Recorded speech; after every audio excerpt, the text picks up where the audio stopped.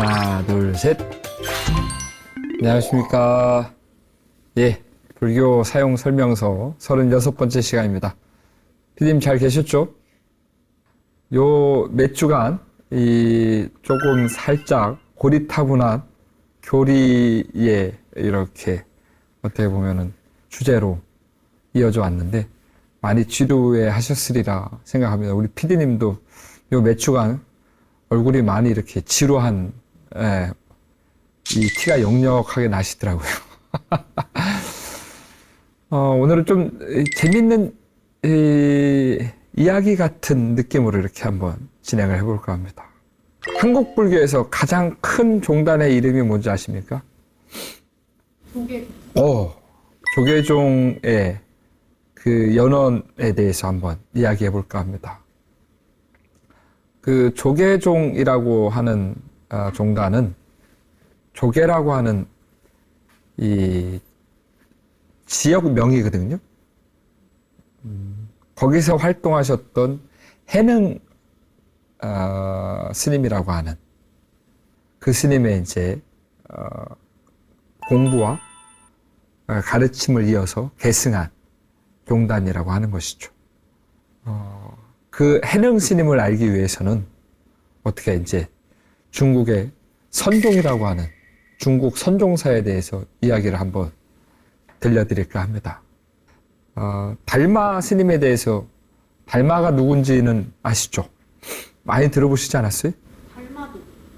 그렇죠. 그 달마도에서 나오는 그 달마. 네. 그렇게 마하가수 존자님부터 시작해서 쭉 인도에서 28번째 부처님의 이제 그 가르침을 전승한 분이 바로 이제 보리달마라고 하는 분이십니다. 그래서 보리달마 스님께서는 어릴 때 출가를 해서 이제 그 가르침을 중국으로 이제 가지고 넘어오셨죠. 서역에서 온 인도 스님이니까 서역에서 온 스님에 대해서 많은 사람들이 되게 신비스럽게 여겨졌었나 봐요. 이 보리달마, 달마 스님 관련된 여러 가지 이제 일화들이 참 많이 있습니다. 이 일화에서는 이제 이 9년 면벽을 합니다. 소림사라고 하는 사찰에 들어가서 9년 동안 이제 면벽 수련을 합니다. 벽을 맞대고 고요하게. 그래서 탁발을 할 때만 마을을 이제 내왔다가 이제 탁발이 끝나면 올라가서 이 수행을 이제 하고 바깥에 일체 출입을 삼가했다고 하죠. 근데 양종지추라고 이 훌륭한 사람은 아무리 숨기고 숨길래야 숨어질 수 없는 것이죠. 그래서 저 절에 가니까 정말 도인이 있다 이렇게 막 세간에 이제 소문이 펼나기 시작한 거죠. 근데 그때 한 젊은 스님이 달마대사를 찾아옵니다. 부처님의 바른 가르침을 배우고 싶다라고 하는 그 간절함을 안고 달마대사를 찾아오죠. 처음에 달마대사는 이제 거들떠도 안 보죠. 근데 밥 먹으러 이렇게 탁발을 하러 나가는데 그 앞에 서 있고 탁발을 하고 돌아왔는데 그 앞에 서 있고 근데 일체 이제 쳐다를 안 보고 안에 들어갑니다. 그 젊은 스님은 달마대사가 자신을 이제 알아볼 때까지 이렇게 계속 서 있는 겁니다. 그때가 겨울이었나 봐요. 이렇게 눈이 막 소복이 쌓여 있음에도 불구하고 그 젊은 스님은 미동도 하지 않고 그 문 밖에서 서 있는 것이죠. 달마대사가 이제 시간이 한참 지나서 나가보는데 아직도 있고 그래서 묻습니다. 달마대사가 왜 왔냐고 이렇게 물어보는 거예요. 그래서 부처님의 바른 가르침을 배워서 이 해탈 열반을 얻고 싶습니다. 그러자 달마대사가 부처님의 바른 지혜는 정말 지극한 마음이 있어야 비로소 배울 수가 있다. 내가 봤을 때 너 그렇게 지극해 보이지 않아. 이렇게 하니까 그 젊은 스님이 옛날 스님들은 이제 작은 칼 같은 걸 갖고 다녔나 봐요.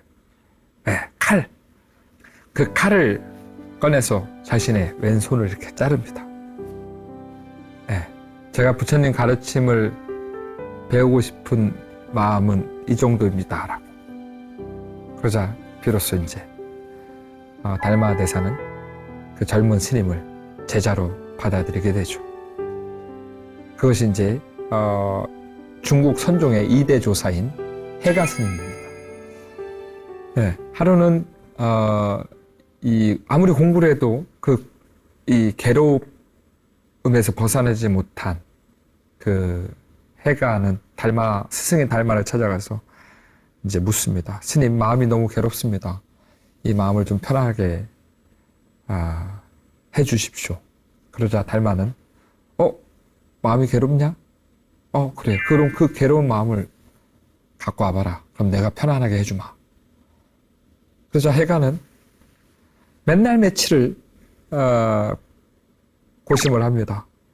스승에게 보여줄 이 괴로운 마음을 어떻게 보여줄지.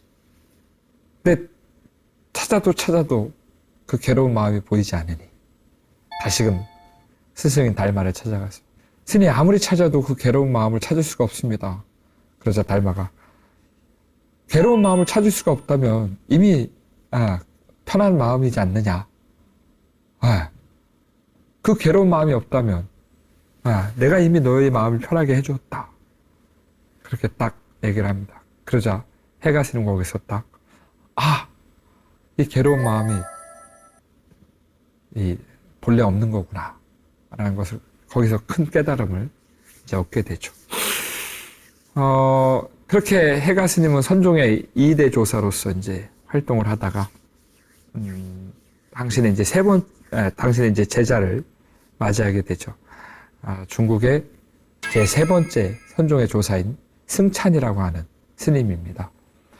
승찬 스님은 늦은 나이에 해가 스님을 만나게 됩니다. 40이 넘은 나이에. 근데 몹쓸병을 걸려서 많이 힘들었었나 봐요. 네. 이제 옛날 병명으로는 이제 문둥병 환자였던 것이죠. 그렇게 늦은 나이에 해가 스님을 만나서 이제 큰 병을 앓고 있는 사람들은 그런 생각들을 하나 봐요. 내가 전생에 무슨 죄를 지었길래. 그래서 승찬도 해가 스님을 만나서 그런 얘기를 합니다. 스님, 저의 죄를 없애주십시오. 저의 업을 없애주십시오. 그러니까 너의 죄를 갖고 와봐라. 해가 스님도 스승인 달마 스님에게 배웠던 대로 그렇게 마음을 편안하게 해주는 그 방법을 사용하죠. 그러자 승찬도 똑같이 그 자신이 이 죄라고 여겨지는 자신의 업이라고 여겨지는 것을 아무리 찾을래야 찾을 수가 없는 것이죠. 그냥 아무리 찾아도 그 죄를, 그 업을 찾을 수가 없습니다. 그럼 이미 그 죄가 다 소멸됐느니라. 그래서 삼조 승찬도 거기서 딱 깨달음을 성취해서 스님께 출가하겠습니다. 그래서 삼촌 승찬도 이 2조 해가로부터 그렇게 이제 법을 이어서 선종의 제3번째 조사가 되죠. 선종의 그 3번째 조사인 승찬은 늦은 나이에 출가를 했기 때문에 늦게 제자를 받게 됩니다. 여든이 됐을 때 아주 어린 그 스님 10살이 간 넘은 어린 스님이 이제 승찬을 찾아옵니다. 그래서 스님 해탈 법문을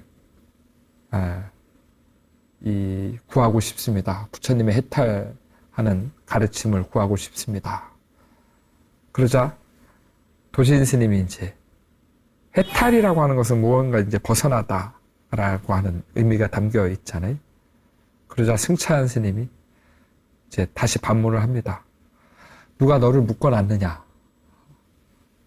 그러자 그 어린 스님이 저는 아무데도 묶여 있지 않습니다. 누가 저를 묶진 않았습니다. 그럼 너는 이미 해탈한 상태이다. 라고 딱 그렇게 이제 얘기를 하자 거기서 이제 또 큰 깨달음을 얻고 삼조 승찬 스님을 오래도록 이제 시봉을 하죠. 그분이 바로 이제 선종의 네 번째 이제 조사가 되는 도신 스님이십니다. 예, 그렇게 선종의 세 번째 조사인 승찬으로부터 부처님의 가르침을 이은 이제 사조도시는 또 오래도록 이제 후학을 양성하면서 부처님의 가르침을 널리 펴죠. 그러다가 이제 어느 한 마을에 이제 가게 됐습니다. 그 마을에서는 되게 머리가 똑똑한 신동이 있었다고 해요. 너무나 이제 총명하고 똑똑했던 신동이죠. 사조 도시는 그 마을을 지나가면서 이제 그 아이를 이제 보게 됩니다. 그래서 너의 성은 무엇이냐? 그러니까 너의 이름은 뭐냐? 우리가 이씨성을 갖고 있는 사람, 뭐 김씨성을 갖고 있는 사람, 아니면 우리 PD님처럼 그 이름 앞에 붙는 성. 이제 너의 성은 무엇이냐라고 이제 도신이 이제 묻죠. 도신 스님이. 그러자 그 아이는 제 성은 불성입니다. 라고 얘기를 합니다. 부처님의 성품을 지녔다. 그러니까 언어 유희죠. 그러자 도신 스님이 이제 깜짝 놀랐어. 너는 원래 그 성이 아니지 않느냐. 너의 이름이, 너의 성씨가 원래 불성이 아니지 않느냐라고 이제 물었는데, 다시금 이제 물었는데, 그 아이가 이제 대답하기를, 불성은 원래 무성이기 때문에, 성품이 없기 때문에, 이해가 돼요, 근데? 되고 있어요? 재밌게 듣고 있어요? 알겠습니다. 불성은 원래 무성이기 때문에, 이 사조 도시는 그 아이가 법기, 그러니까는 고통의 사람이 아닌 줄 알고 이제 당신의 제자로 거둬들이죠. 그래서 중국 선종의 제 5번째 조사인 오조 홍인 대사가 됩니다. 홍인 스님은 이제 어떻게 보면 되게 중요한 역할을 하게 되죠. 왜냐하면 우리가 조계종의 연원이 됐던 스님이 누구였다 그랬죠? 조계종의 연원이 되는 조계종이라고 하는 조계라고 하는 이 종단의 명예 연원이 되는 그렇죠. 바로 이 오조 홍인 스님이 이제 육조 해능 스님의 스승이 되는 것입니다. 육조 해능 스님은 원래 나무를 하다가 이제 나무를 파는 나무꾼이었어요. 근데 나무를 팔러 이제 어느 집에 가는데 그 집 주인이 이제 좋은 이제 의미가 담겨 있는 책을 읽고 있었더래요. 근데 그 구절을 듣고 거기서 이제 마음이 뭔가 이렇게 딱 포인트가 이제 딱 찍힌 거죠. 그래서 이제 묻습니다. 아니 그 책의 이름이 뭡니까? 그러니까 그 집주인이 이 책은 금강경이라고 하는 책입니다. 이 책은 어디서 구할 수 있습니까? 그러니까 저기 멀리에 홍인 스님이라고 하는 큰 스님이 계신데 그 스님이 얘기하기를 이 금강경을 한번 읽기만 해도 부처님의 깨달음을 성취할 수 있다라고 이렇게 사람들에게 가르침을 펴고 있습니다. 그러자 그 나무를 팔던 그 청년은 자기도 이제 그 가르침을 배우고 싶다라고 하는 이 염원이 생긴 거죠. 그래서 이제 자신이 갖고 있던 것들을 다 이제 홀어머니에게 이제 다 드리고 주변 사람들한테 이제 홀어머니를 맡기고 이제 오조 홍인 스님이 있던 데를 찾아갑니다. 이제 처음 이제 이 오조 홍인 스님 인사를 드리면서 부처님의 이제 법을 구하러 왔습니다. 그러자 오조 홍인 스님은 이제 그 나무꾼이 보통 사람이 아닌 줄 알고 이제 시험을 하게 되죠. 홍인 스님이 이제 어디서 왔는지 이제 묻습니다. 그래서 저기 북쪽 영남에서 왔습니다. 홍인 스님이 이제 그 나무꾼을 시험하고자 아니 북쪽 오랑캐가 어찌 부처님의 가르침을 배우려고 왔는가 이렇게 살짝 비아냥을 하면서 이제 묻죠. 그러자 그 나무꾼이 사람에게는 북쪽과 남쪽이 있을지 모르겠지만 부처가 되는데 어찌 북쪽과 남쪽 사람이 있겠습니까?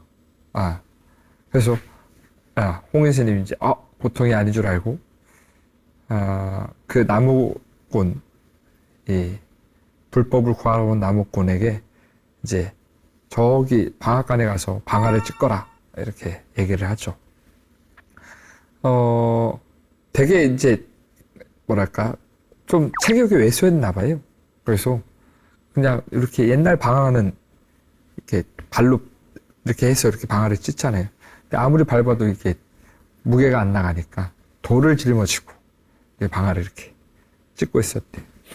한 8개월을 이렇게 이 방앗간에서 행자 생활을 하면서 이제 방아를 찢고 있는데, 오조 홍인 스님이 이제 자신의 문화에 있는 스님들에게 이야기를 합니다. 사조 도신으로부터 받은 이 법, 그러니까 부처님으로부터 받은 이 법을 다음 이제 제자에게 물려주려고 하니 각자 자신의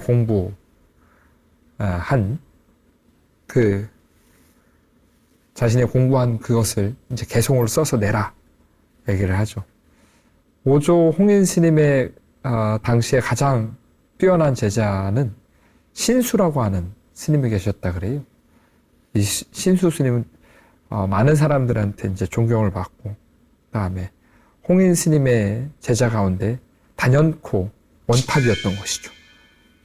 그래서 어차피 뭐 신수가 될 텐데 우리는 써내서 뭐해? 이제 다 이런 분위기였죠. 근데 막상 신수 스님의 입장은 너무나 이제 뭐랄까 난처했던 거예요. 자신은 아직 스스로가 공부가 안 됐다라고 여겨지는데 다른 사람들은 그 시선이 다 자신한테 쏠렸고, 이 신수 스님이 홍인 스님 밤에 홍인 스님 방 앞에다 이렇게 개송을 이제 붙여놓습니다. 몸은 보리수 나무 같고 마음은 이 거울과 같다. 때때로 부지런히 쓸고 닦아서 때가 끼지 않도록 하라. 이렇게 그 개송으로 이렇게 홍인 스님 방 앞에 이렇게 붙여놓죠. 근데 홍인 스님이 이제 그걸 보고 이제 신수 스님한테 이제 말을 합니다. 문 앞까지는 왔지만 문 안으로 아직 들어오지 못했다. 그래서 이제 대중들의 신수 스님이 이렇게 개송을 적어놓은 것을 보고 되게 이제 소문이 이렇게 신수 스님이 그런 개송을 올렸다라고 사람들이 이제 소문이 퍼지게 되죠. 그 개송을 올렸다는 얘기를 이제 해능 스님도 듣게 되죠. 근데 해능 스님은 일자무식이었나 봐요. 그래서 그 어린 사미 스님이 지나가는 길인데 자신도 개송을 좀 짓고 싶다라고 해서 이제 그 어린 사미 스님한테 부탁을 해서 자신도 이제 개송을 짓게 되죠. 해능 스님이 지은 개송은 이렇습니다. 몸은 본래 나무가 아니고 마음은 거울이 아니다. 본래 한 물건도 없는데 어느 곳에 먼지가 앉겠는가. 이렇게 딱 개송을 바칩니다. 근데 사람들이 그걸 보고 다 이렇게 놀라는 거예요. 홍인 스님은 혹시라도 이제 해능 스님이 사람들한테 시기 질투를 받을까봐 이런 말도 안 되는 개송이다라고 하면서 이제 부정을 하게 됐죠. 그러면서 이제 며칠 뒤에 방아를 찢고 있는 해능을 찾아와서 이 밤 3경에 내 방으로 오라는 신호를 이제 보냅니다. 방아를 이제 3번 탁탁탁 두들기고 갔는데, 그래서 해능 스님은 이제 오조 홍인 스님의 방으로 찾아가서 부처님이 이제 전법을 받습니다. 그래서 홍인 스님이 지금 이 법을 사람들한테 받았다고 얘기를 하면 분명히 거센 항의를 받을 것이다. 그래서 한동안 어디 멀리 도망가서 숨어 있어라. 그래서 해능 스님은 멀리 이렇게 도망가서 사냥꾼 집단에 이렇게 있으면서 몰래 이렇게 숨어서 살았더래. 한 10년 그렇게 숨어 살다가 다시금 이제 오게 되죠. 오게 되면서 어느 사찰에 갔는데 큰 법회가 열렸더래요. 근데 두 사람이 이제 서로 이제 싸우기 시작한 겁니다. 한 사람은 이제 바람에 펄럭이는 깃발을 보고, 한 사람은 깃발이 펄럭인다. 한 사람은 저건 바람이 움직이는 것이다. 그게 처음에 두 사람이 이렇게 싸움이 점점점 집단 싸움으로 이렇게 변하게 되는 것이죠. 그때 이제 해능이 따당 나타나서 이 정리를 딱 해줍니다. 저것은 깃발이 움직이는 것도 아니고 바람이 움직이는 것도 아니고 여러분의 마음이 움직이는 것입니다. 그래서 딱 그 얘기를 듣고 그 사찰에 주지 스님이 보통 사람은 아니구나 하면서 이제 어디서 왔고 누구인지는 이렇게 물으니까 오조 홍인 스님으로부터 법을 받은 육조 해능을 알고 그 육조 해능 스님을 이제 그 사찰에 이제 주지 스님으로서 다시금 이제 앉히고 나서 그때부터 이제 육조 해능 스님은 부처님의 이제 법을 전파하게 되죠. 그래서 해능 스님이 그렇게 주석하시면서 부처님의 이제 법을 펼친 곳에 지역명을 따서 이제 조계라고 하고, 조계종은 이제 육조 해능 스님의 그 법맥을 이은 도의국사 스님을 종조로 해서 조계종이라고 하는 명을 사용하고 있습니다. 어떻게 대한불교 조계종이라고 하는 이 연원에 대해서 한번 배워봤습니다. 제가 설명이 조금 이제 부실하고 너무나 이제 급박스럽게 이렇게 진행이 됐는데, 시간에 여유가 있다 하시는 분들은 좀 관심을 갖고 그렇게 한번 찾아보시는 것도 참 재미있지 않을까 그런 생각을 해봅니다. 편안한 마음을 위해서 부처님 가르침을 사용하시기 바랍니다. 감사합니다.